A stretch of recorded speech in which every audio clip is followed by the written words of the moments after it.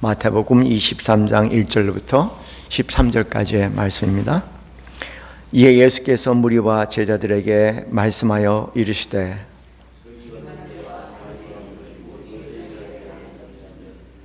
그러므로 무엇이든지 그들이 말하는 바는 행하고 지키되 그들이 하는 행위는 본받지 말라. 그들은 말만 하고 행하지 아니하며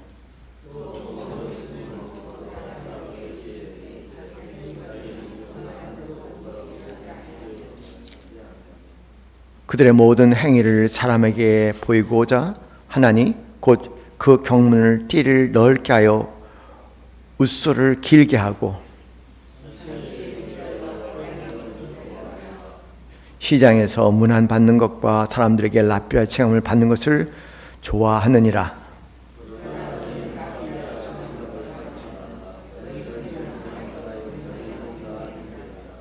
땅에 있는 자를 아버지라 하지 말라. 너희의 아버지는 한 분이시니 곧 하늘에 계신 이시로다.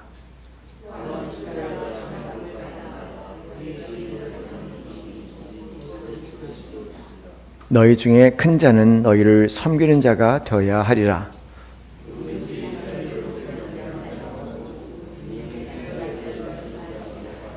함께 읽겠습니다. 화 있을진저 외식하는 서기관들과 바리새인들이여 너희는 청문을 사람들 앞에 닫고 너희도 들어가지 않고 들어가려 하는 자도 들어가지 못하게 하는도다. 아멘. 오늘 이 마태복음 23장 말씀은 이 마태복음에서 무리뿐만 아니라 예수님의 제자들에게 하시는 마지막 강좌입니다. 마지막 강좌입니다. 의미 있겠죠? 예수님께서 하신 마태복음 기록되어 있는 그 모든 행하심과 가르침 가운데 마지막 가르침이라는 공식적인 가르침이라는 겁니다. 그런데 이 가르침에서 예수께서 이렇게 말씀하십니다. 서기관들과 바리새인들이 모세의 자리에 앉았다라고 얘기합니다. 그러면서 23절 말씀에 그 말이 옳다. 그들이 무슨 말을 하든 간에 그 말은 옳다. 그렇게 말씀하시면서 그러나 그들의 행위는 본받지 말라. 그렇게 얘기합니다. 참 흥미로운 표현이죠. 예수님께 그들의 말은 다 옳다고 인정하시는 거예요. 그러나 그들이 행위는 본받지 말라. 참 특이해요. 왜냐하면 설명하시기를 그들이 하는 행위는 본받지 말라고 하신 이들은 그들은 뭐만 하고요? 말만 하고 행동을 하지 않는다. 말하기 좋아하는 사람들에게 특별히 귀를 기울여 드려야 할 말씀인 것 같아요. 그죠?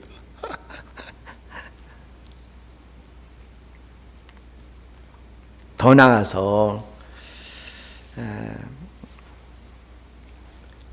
그들을 본받지 말라고 하시는 말씀이 4절에는 또 무거운 짐을 묻고 사람들의 어깨에 지우되 자기는 이것을 한 손가락으로도 움직이려 하지 아니한다. 그렇게 말씀하십니다.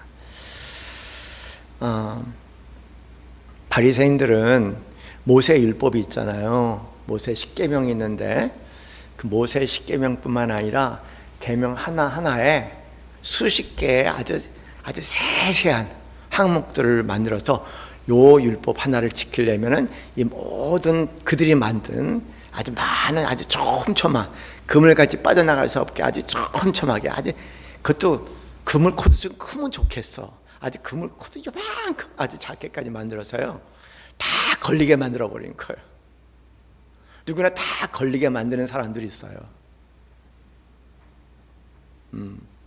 그래서 사람들에게 하나님의 말씀을 통해서 오히려 짐이 되게 하는 억압하는 자다. 그렇게 바리새인들에게 경고를 하고 있습니다. 지난 수요일날 그런 말씀을 드렸죠. 마태복음 5장부터 7장까지 전체를 개요하는 말씀이 마태복음 7장 12절 말씀입니다. 너희가 남에게 대접받고 싶은 대로 대접을 하라. 그런 것을 이제 황금률이라고 그렇게 말씀을 드렸습니다.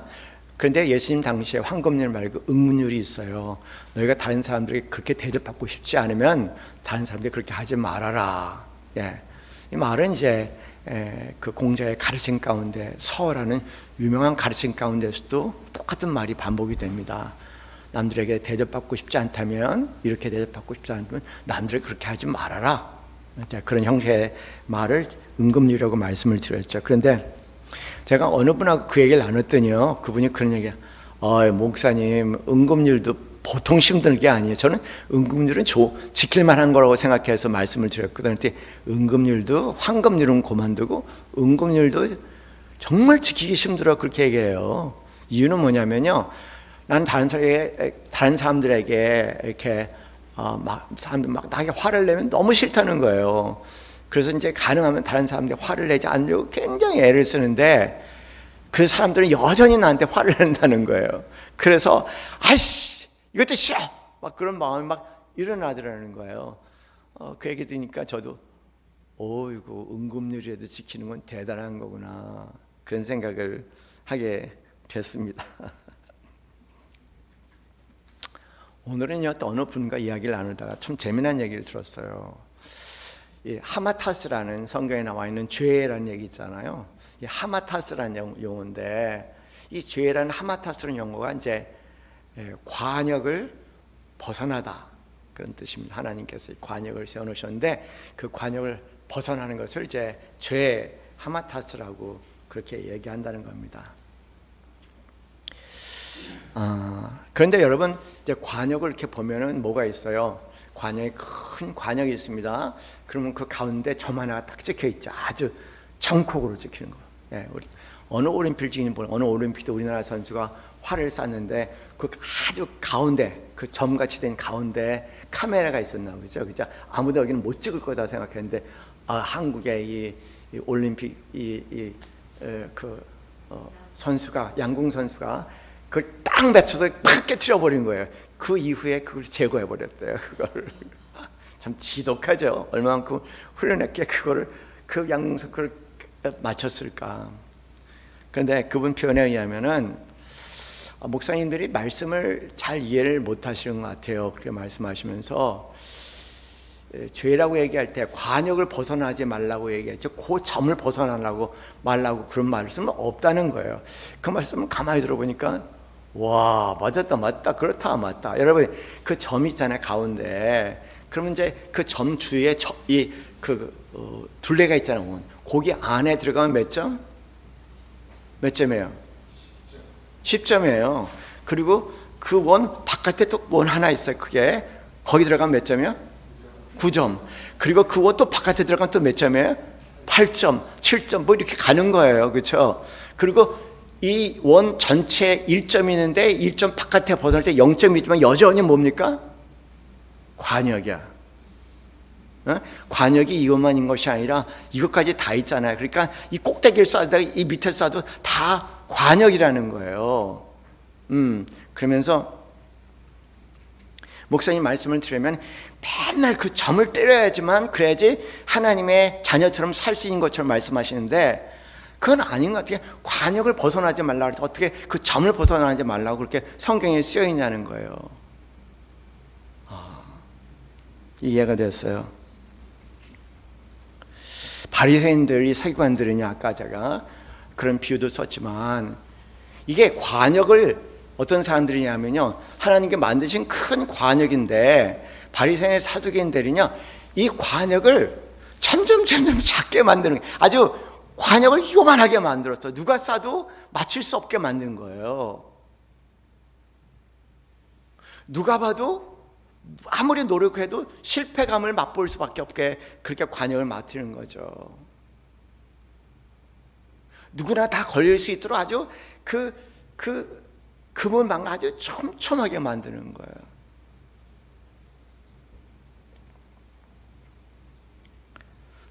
그랬더니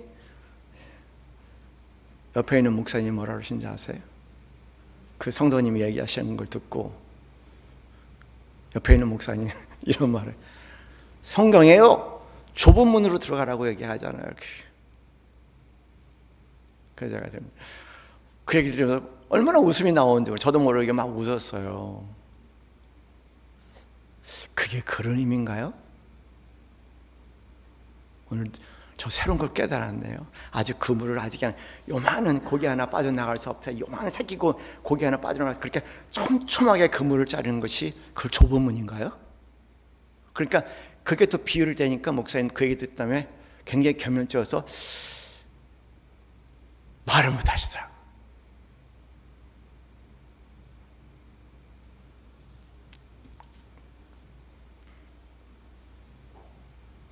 그래서 속으로 아주 그냥 못된 마음이 일어나더라고요. 네가 만든 촘촘한 그물 못해 너 한번 끼어들어가 봐라. 네가 빠져나갈 수 있는지. 너뿐만 아니라 모든 사람들이 빠져나가지 못하는 게 율법이냐 바리새인이냐? 오늘의 혹시 우리 그렇게 사는 건 아니에요? 혹시 우리가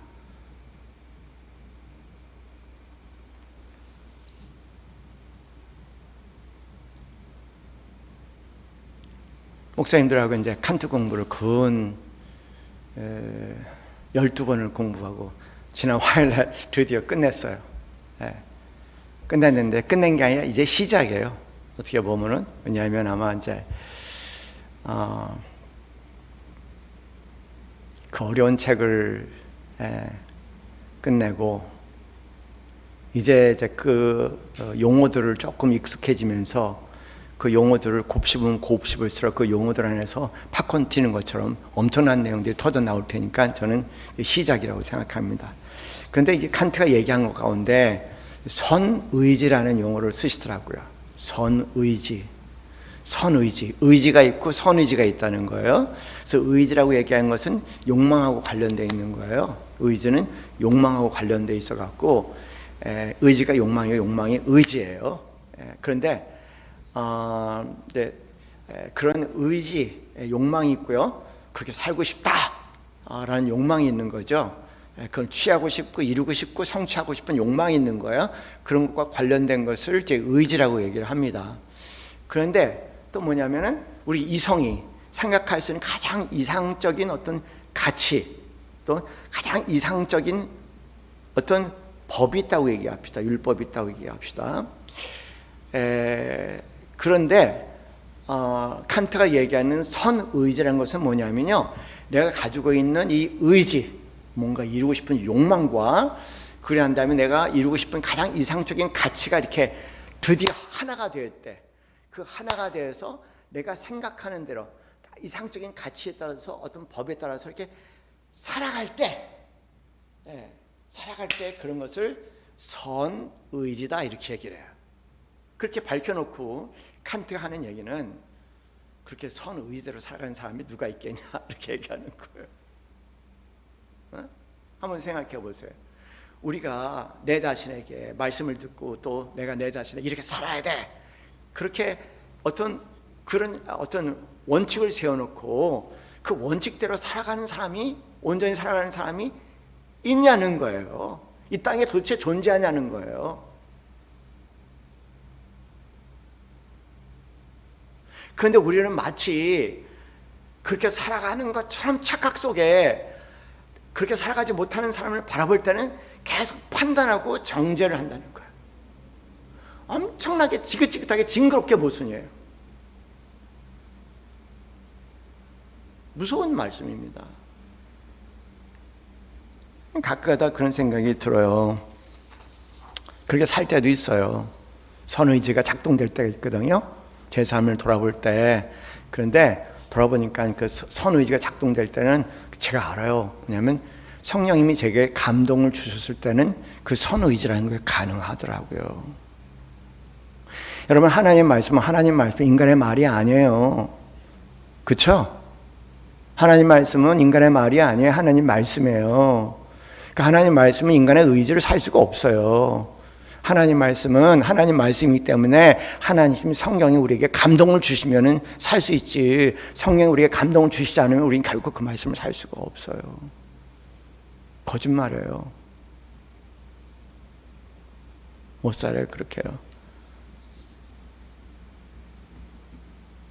의대 예비학과를 준비하던 제 은사가 제 영적 은사가 그런 얘기를 해요. 잊을 수 없는 아버지에 대한 아픔을 얘기하면서 미국에서 이제 의대 예비학과가 있거든요. 대학교에 의대를 시험 보기 위해서 거기만 가는 친구가 있는데 제 은사가 의대 예비학과를 가서 공부를 했어요. 근데 어려운 이제 생물학 시험이었는데요.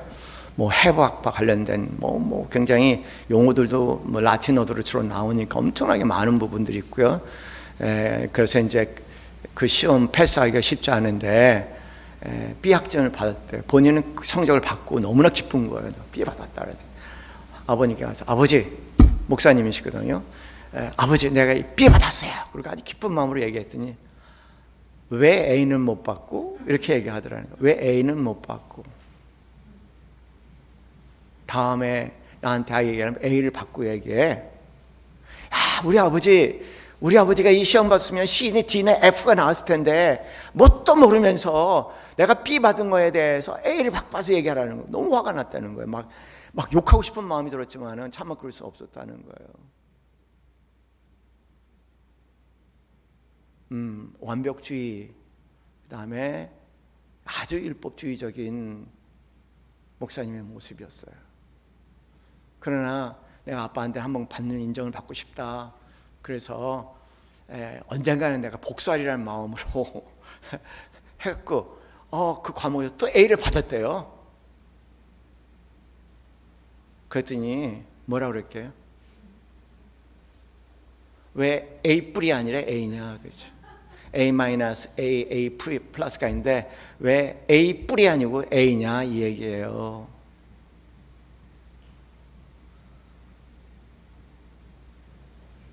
그래서 포기했대요. 너무 비극적인 것은 뭐냐면요. 그래서 의대를 못 간 거예요. 생물학 박사가 된 거예요.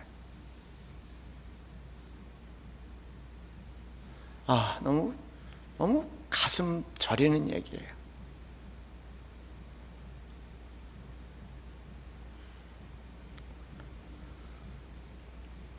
그러면서 그 상처가 제 영적인 은사인데도 불구하고 상처가 아직 풀리지 않으셨던 듯 또 얘기를 꺼내시더라고요. 그런데 우리 아빠 웃기는 사람이야. 난 우리 아빠를 안 믿어. 돈 문제에 대해서는 절대 우리 아빠를 안 믿는다고 얘기하는 거예요. 돈 문제에서 우리 아빠를 한 번에 이제 여러분 켄터키 프라이드 치킨 있죠. 그 켄터키 프라이드 치킨 프랜차이즈가 생긴 지 얼마 안 된대요. 그럴 때 이제 가족이 켄터키 프라이드 치킨 집을 갔대요. 그런데 아빠가 켄터키 프라이드 치킨을 쫙 먹으면서 이렇게 우리 표현에 의하면 이 켄터키 프라이드 집은 곧 망할 거야. 이 켄터키 프라이드 집이 흥하면 내 손가락에 장을 지죠. 이런 형식의 얘기를 했다는 거예요. 근데 그 이후로 켄터키 프라이드 집은 너무나 잘 되고 전 세계 프랜차이즈까지. 그럼 하는 얘기, 그때 우리가 조그만 돈이 있으면 그때 인베스트를 했으면 우리는 지금 갑부가 됐을 텐데. 그러면서 막 낄낄낄거리면서 웃더라고요. 일종의 그 완벽주의 아버지에 대한 조롱이죠.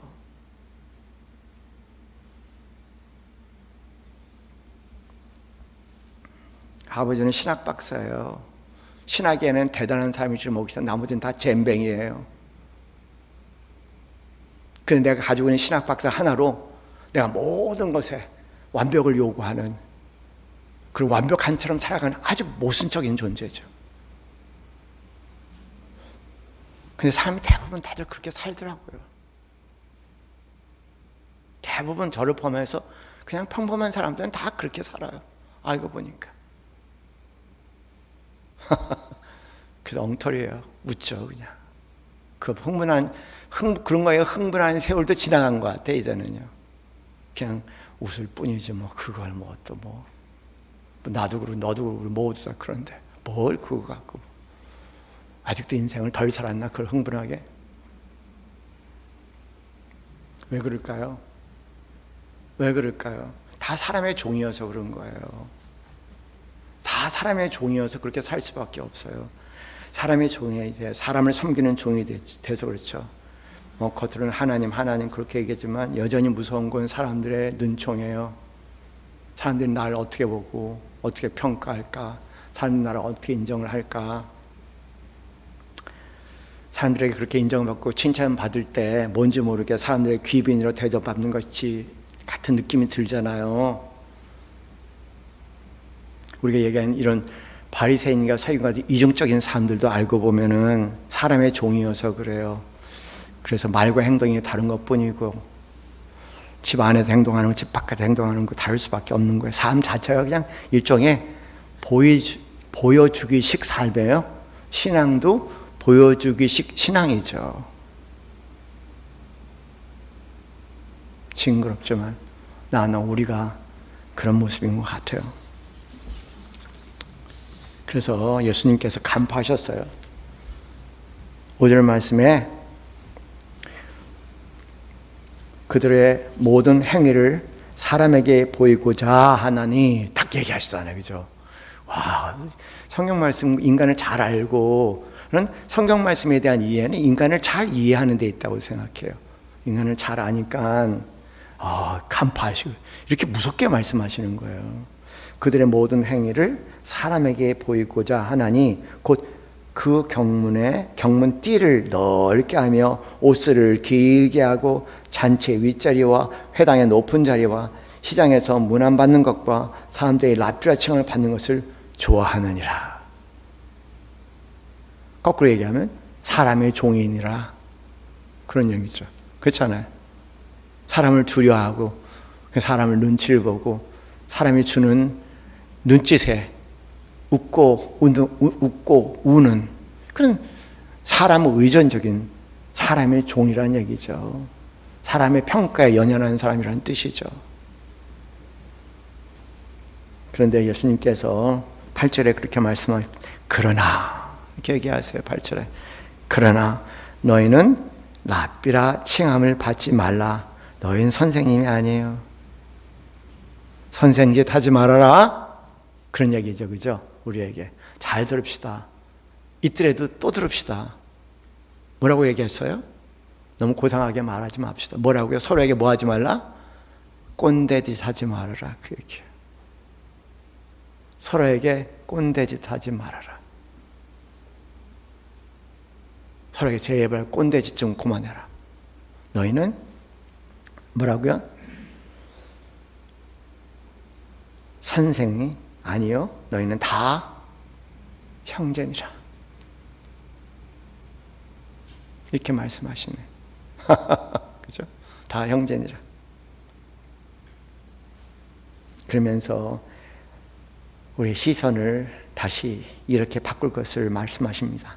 땅에 있는 자를 아버지라 하지 말라. 너의 아버지는 한 분이시니 곧 하늘에 계신 이시로다. 또한 지도자라 칭함을 받지 말라.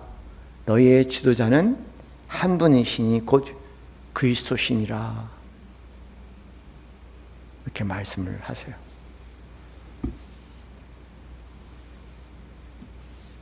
예수님께서 우리 삶에 보여주시는 것은 그냥 축복과 사랑이었죠. 끝까지 축복과 사랑이었지 판단하고 정죄하시지 않으셨. 다 이해하시고 그럴 수밖에 없는 인간을 이해하시면서 그럴 수 있음에도 불구하고 판단하기 정죄하기보다는 끝까지 당신에게 맡겨진 자를 어떻게 해요? 끝까지 사랑하셨다. 그렇게 요한복음 13장 1절에 말씀하시잖아요.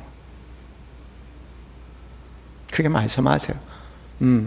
살 수 있는지 없는지 모르겠지만 어쨌든 그렇게 말씀하세요.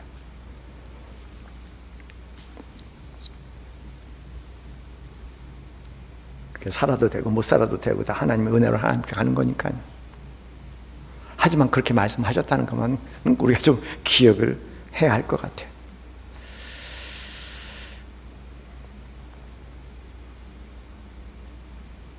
그러면서 11절 말씀 너희 중에 큰 자는 너희를 섬기는 자가 되어야 하리라. 누구든지 자기를 높이는 자는 낮아지고 누구든지 자기를 낮추는 자는 높아지느니라. 이렇게 말씀하시네요. 그렇죠? 우리 판단과 연결해서 생각해 볼 때 이것이 무슨 의미인지 또 달리 우리가 해석할 수 있는 말씀인 것 같아요. 그러면서요 엄청나게 엄한 경고를 하세요. 엄청난 어마어마한 경고. 아마 성경에 예수님이 하신 경고 가운데 가장 큰 경고일 것 같아요. 우리가 읽은 13절 말씀에 화 있을진저. 그렇죠? 저주성 표현이에요. 화 있을진저 외식하는 서기관들과 바리새인들이여 너희는 천국 문을 사람들 앞에서 닫고, 오히려 아까 제가 비유를 얘기하면은 아주 그물을 촘촘하게 만들어서 사람들이 못 들어가게 만들고 네 자신도 못 들어가는.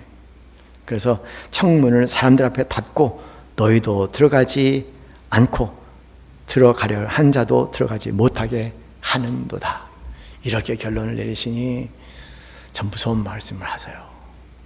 이걸 느낄 수 있으면 얼마나 우리가 참 촘촘히 세우는 판단하고 비판하는 의식이 얼마나 무서운가를 다시 한번 생각해 볼 수 있을 것 같아요. 16절 말씀 계속 6번에 걸쳐 화에 대한 말씀하신데 16절 말씀 이렇게 말씀하시네요. 화 있을진저 눈먼 인도자요. 그렇게 얘기해요. 화 있을진저 눈먼 인도자요. 17절 말씀에는 또 다른 표현, 어리석은 맹인들이요. 맹인에 대해서 다른 사람을 인도한다고 하니 다른 사람을 좀 실족하게 하는 자다, 이런 얘기죠. 그러니 화 있을진저라고 말씀하실 수밖에 없잖아요. 23절에도 말씀하세요. 15절에도 화 있을진저 말씀하시죠. 이 말씀은 너무 의미 있는 말씀인 것 같아요. 화 있을진저 외식하는 서기관들과 바리새인들이여 너희는 교인 한 사람을 얻기 위해서 바다와 육지를 두루 다니다가 생기면 너희보다 배나 더 지옥 자식이 되게 하였느니라. 엄청난 황당한 말씀이에요. 너희 제자가 되게 하게 만들기 위해서 온 세상 바다 육지를 두루 다니다 하나하나 찾아갖고 결과적으로 너희보다 배나 더 지옥 자식이 되게 했다고 얘기하시네요. 이 말씀을 들으면 제가 이렇게 선교지에 신학교들이 있어요. 그러니까 신학교들이 여러 동네 신학교니까 여러 나라 선교사님들이 오셔서 신학교를 하나하나 세우시잖아요. 그런데 한국 선교사님들의 신학교는 참 특이해요. 왜 그런지는 모르겠어요. 한국 선교사님들의 신학교는요, 다른 신학교의 교수님들도 막 이렇게 학을 찔 정도로 아주 율법주의적이에요. 그래서 이 말씀이 읽으면서 가슴이 아프더라고요. 있었네. 그 옛날에도 있었네. 오늘 버전 현상에 오늘에도 이렇게 있었네. 하나 구해놓고 만나면 생기면 너희보다 배나 더 지옥의 자식이 되게 하였느니라. 참 그렇죠? 혹시 나는 그렇게 하는 건 아닌가?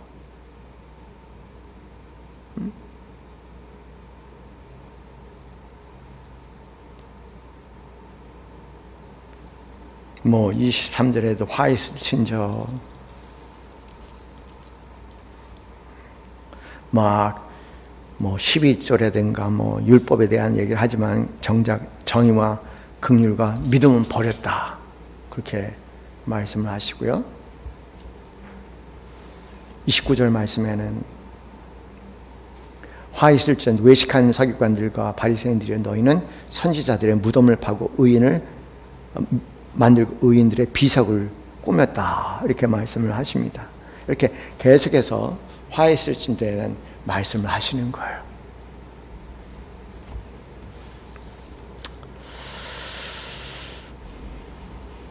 여러분, 이제 우리 교회에서 꾸준히 연습을 하는데 안 돼요. 잘 뭐냐면은 내 마음을 들여다보기 계속 올해부터 훈련했어요. 마음 들여다보자. 여기서 무슨 일이 일어나도 들여다보다 상대가 무슨 말을 하게 될 때 그 말을 들을 때 내 안에 뭐가 일어나거든요.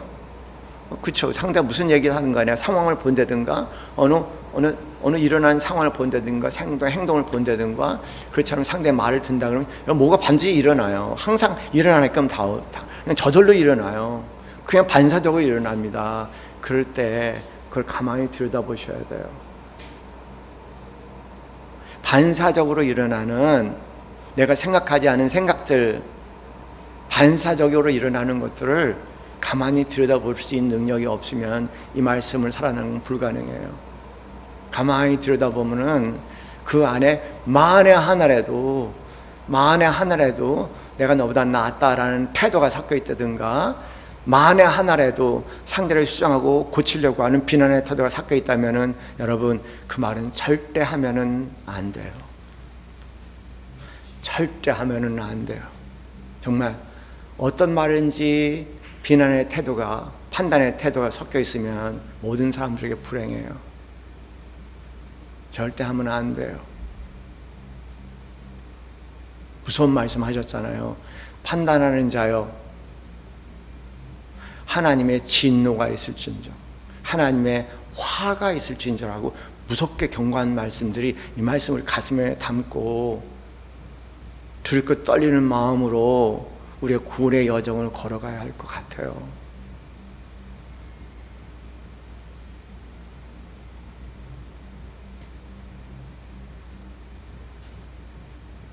여기에 예수님께서 화라고 얘기할 때 이 화의 의미는 단지 영적인 종교적인 얘기가 아니에요. 하나님의 심판에 대한 보편적인 얘기를 하지만 뭐냐면 관계에 대한 얘기죠. 하나님과 관계뿐만 아니라 내 자신과도 안 좋고요, 내 가족과도 안 좋고 내 이웃과도 안 좋은 거예요.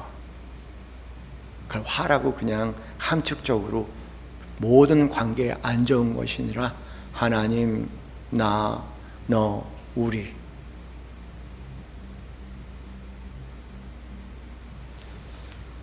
마음을 들여다볼 줄 모르는 사람은 소망이 없어요.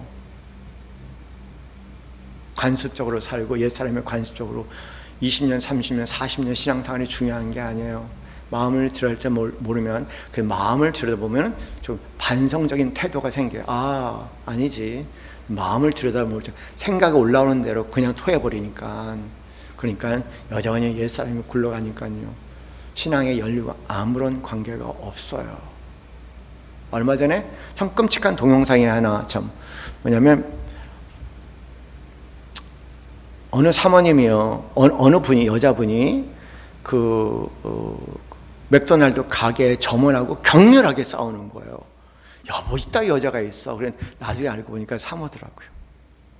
원론 목사님 사모하더라고요. 이야, 필요 없어. 그런 신앙 연륜이 얘기하는 거 아무것도 없어요.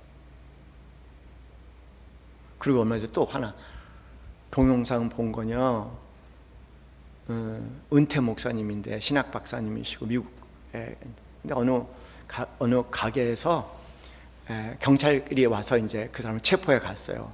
뭐냐면은 무슨 무슨 밀차 같은 차인데 이제 그 밀차를 해줬는데 자기가 기대하는 그런 밀차가 맛이 안 난다 이거예요. 그래서 왔어요. 그래서 이제 점원이 새로 만들어 드릴게.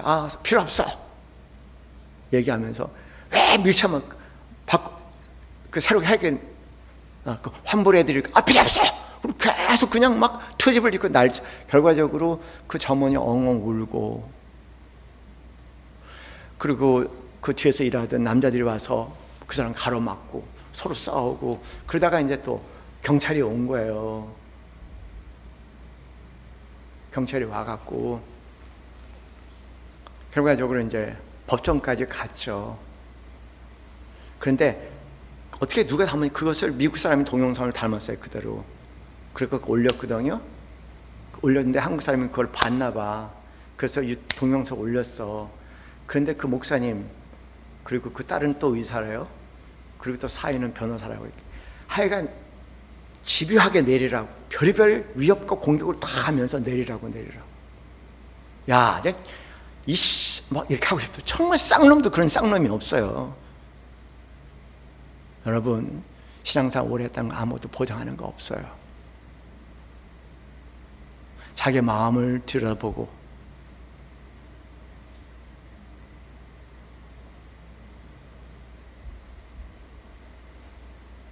되돌아보며 반성적인 태도를 갖지 않는다면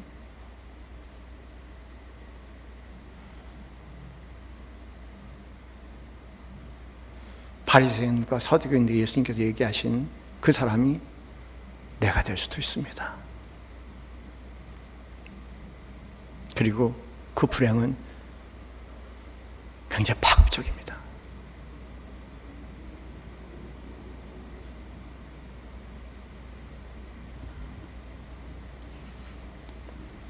기도합시다. 화라는 말을 잊지 않게 하옵소서. 하나님, 사랑을 얘기하다 보면은 지옥도 잃어버리고 화도 잃어버립니다. 그것은 반쪽밖에 되지 않지 않습니까? 하나님을 두려워하는 마음, 주님께서 6차례에 걸쳐서 엄중하게 화라고 경고하신 말씀, 말과 행동이 다른, 자기에는 관대하고 누구에게는 이를 말할 수 없이 판단적인 바리새인과 서기관들을 바라보면서 그들을 향해 이런 무서운 경고를 하신 주님을 기억하고, 주님, 이제 우리 자신의 마음을 들여다보며 내 마음에 일어나는 것을 깊이 관찰하며 관습대로 무의식적으로 반사적으로 옛사람의 모습대로 살아가는 긴 신앙의 여정이 아니라 주님의 경고의 말씀을 듣고 주님께서 말씀하신 우리 모두 다 생명의 길이라고 얘기하는 말씀대로 살아갈 수 있도록 도와주시옵소서. 이제 우리 함께 기도합니다.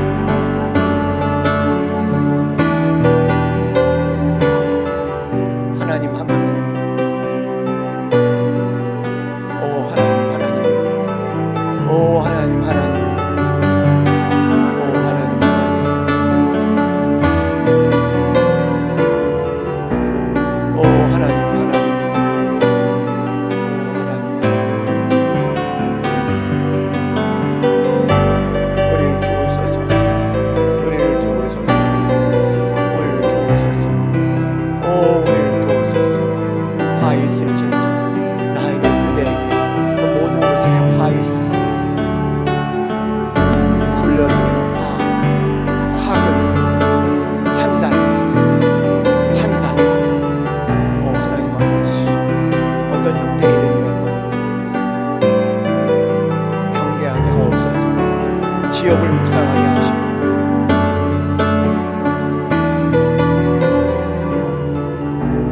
화를 묵상하게 하옵소서. 두렵고 떨리는 마음, 나에게 주어진 십자가 길을 걷게 하시고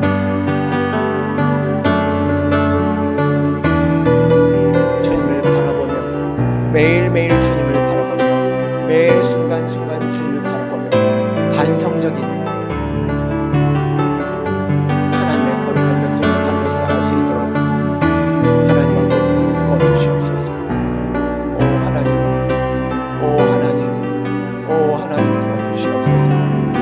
하나님 저주시옵소서. 그 저주의 늪에서, 그 저주의 수렁에서 우리를 구하여 주시옵소서. 하나님 아버지, 그 저주의 늪에 빠져서 모든 사람들을 그 저주의 늪으로 끌어들이는 이 화의 삶에서 우리를 구원하여 주시옵소서. 우리를 구원하여 주시옵소서. 우리를 구원하여 주시옵소서. 우리를 구원하여 주시옵소서. 하나님 도와주시옵소서. 하나님 도와주시옵소서.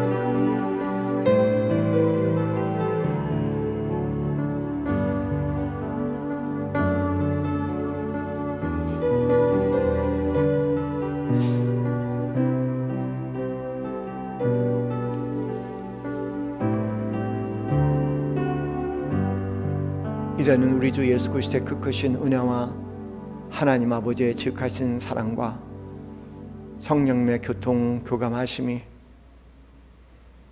오직 믿음으로 구원받은 하나님의 의로운 삶을 살아되기 소원하는 이 자리에는 사랑하는 모든 성도들 머리 위에 지금부터 영원까지 함께 있기를 간절히 축원하옵나이다. 아멘.